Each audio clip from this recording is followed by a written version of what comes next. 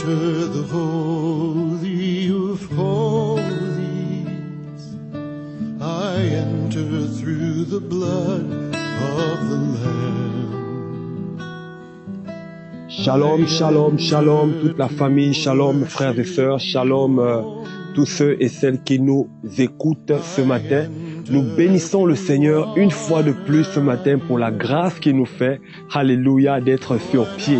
Voilà, et je voudrais bénir également le Seigneur pour la santé qu'il nous donne, la victoire qu'il nous donne sur le monde, sur le péché, sur la chair et sur toutes les situations que nous pouvons connaître de façon générale. Alléluia.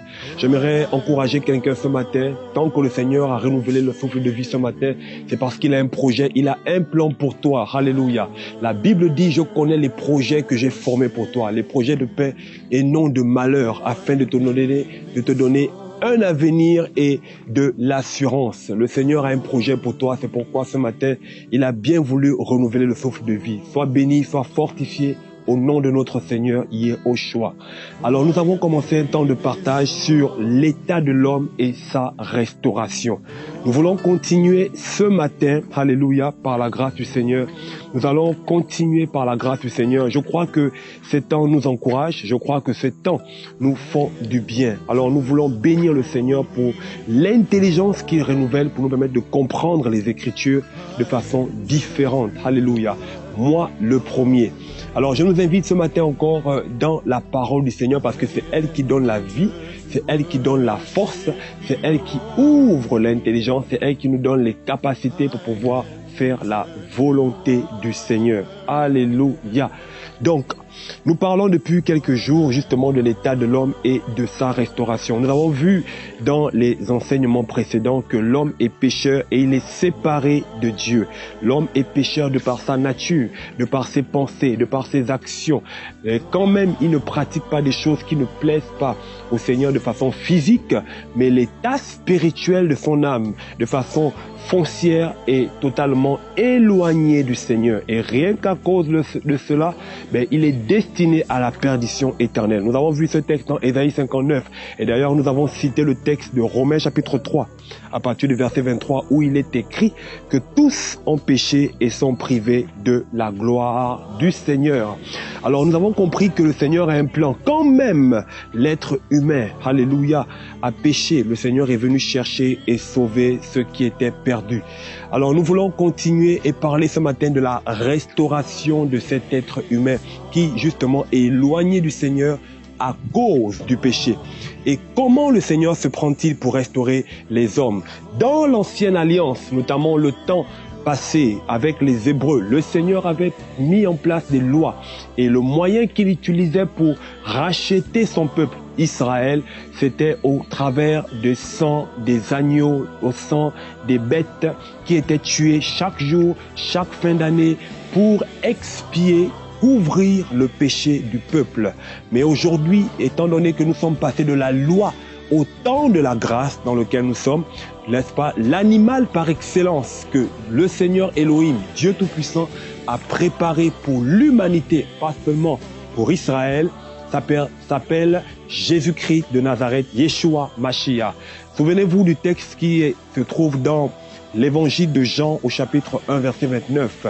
Lorsque le prophète Jean va voir Jésus venir au Jourdain, le jour du baptême, il va dire « Voici l'agneau de Dieu qui ôte le péché du monde ». Et pour les Hébreux, c'était un langage bien significatif parce que pour eux, justement, ils savaient que pour ôter le péché, il fallait un agneau chaque année, chaque jour, pour expier le péché des hommes. Et ça se faisait une fois tous les années. Et d'ailleurs, c'était un individu qui rentrait dans la présence du Seigneur pour expier, c'est-à-dire déverser le sang de l'animal qui devait prendre la place du pécheur. D'accord? Maintenant, le jour où Jésus est venu au Jourdain, Jean-Baptiste dira ouvertement aux Juifs, « Voici l'agneau de Dieu qui ôte le péché du monde. » Alléluia.